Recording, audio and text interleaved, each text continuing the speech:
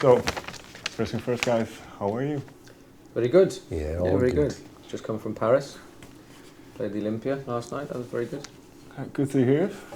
So, before we get into kind of the music of late, I'd like to jump back to the beginning. It kind of ties in because there's a line on the record that goes, "We built this thing from a dead-end street." Where did that line come from? Because obviously you know each other for a long time. Well, the street that I was brought up in, along with Stuart, he lived in 62 and I lived in number 54. And the place we used to rehearse was at the end of the street. And it literally was a one dead end street. The bus would go to the top and there was a terminus and they would turn around and go back out. You couldn't actually drive through. I don't know where the line came from because I've never really ever in my entire life called that street a dead end street. But when the lyric came out, that's how I kind of pictured it. But I think the song was about dreaming of big things when you're younger in a small town, and obviously Stuart passing in the meantime. You look around and you've achieved quite a lot of the things you hoped and dreamt for, and then obviously he's not there. So it was a song that came from nowhere. I didn't plan to write it. It was 7 years after he died, and I had lots of thoughts about Stuart. So it was one of those songs that kind of picked me. I didn't pick it, if you know what I mean. Yeah. Did you have your hesitations with putting it on the record? Yeah, I did, because the song came out very fast. I wouldn't even describe it as a songwriting process, really. It was a day where I got quite overwhelmed listening to some old music we used to play, and a lot of lyrics came out that day. And I went to the studio just to have a bit of quiet time, really. And as I was leaving, I thought I'd just read those words to a piano piece, and the song happened. So, yeah, it's quite a vulnerable moment, really. But I think everybody that's been in the band from the beginning and people around us thought it was very powerful, and they thought it would be a good thing to put on the record. Right. Yeah. And there's another line in the same song. We had the fire, we had desire. And for the both of you, what do you remember about those early days? Those early days getting into music, and that passion you had. For me, it was the three of us just travelling around in a small van, almost doing anything we can to get the band to the next level. Really, like we'd be out late in the night postering all the town. Like for our next gig, we'd be sending demos away, just always trying to think of the next step. And we always wanted to reach that next step. And when that happened, it was like we need another step now, and that's kind of what we've kept on doing, really. Like making up new goals and trying to reach those goals.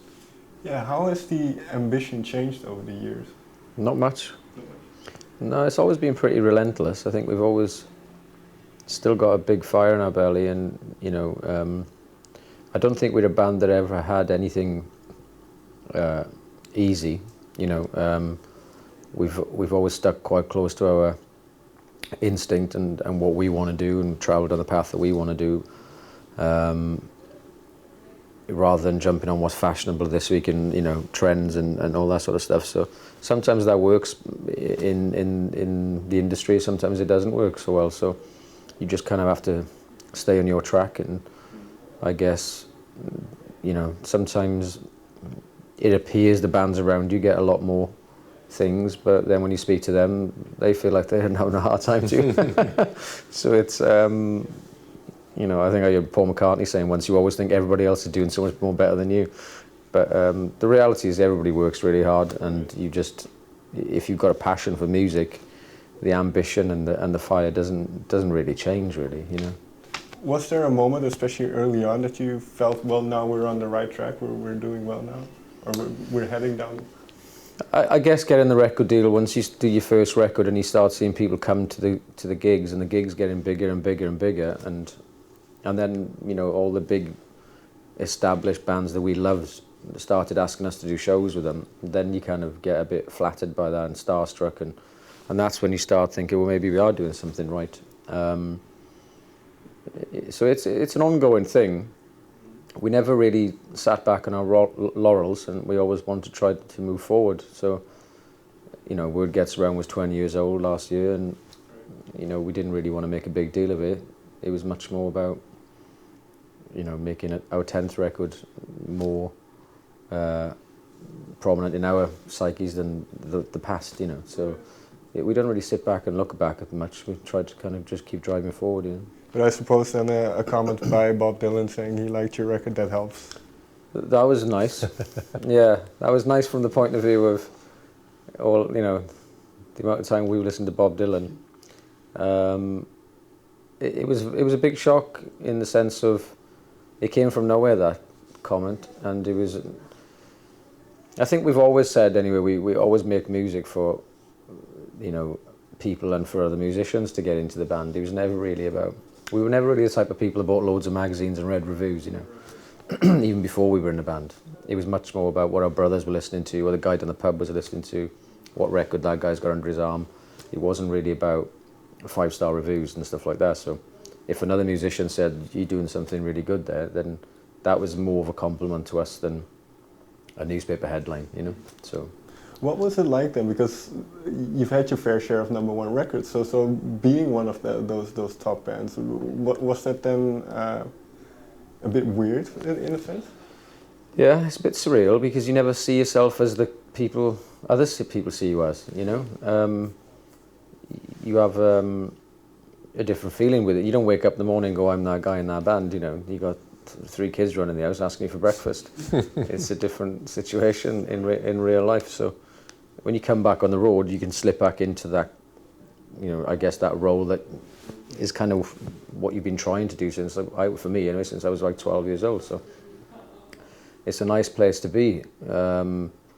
And it's nice seeing younger bands. You know, we always try to pick a new band to come on the road with us and see what they are doing, and if we can, we'll try to do, you know, events with, you know, the big established acts. So if you've got a love for music, no matter where it's coming from, I was always told you can learn something from anybody, and you can learn something what not to do as well as what to do, you know. Right. There's always a learning process to be had, and I don't think we've ever become arrogant in that sense. We've all got very different musical tastes and very similar at some points. So the dress room has always been an eye-opener on many levels about who's listening to what, you know. With that in mind then, Rich, is there a band or some music that you like that he absolutely hates? I don't know. I don't think we hate anybody else's music.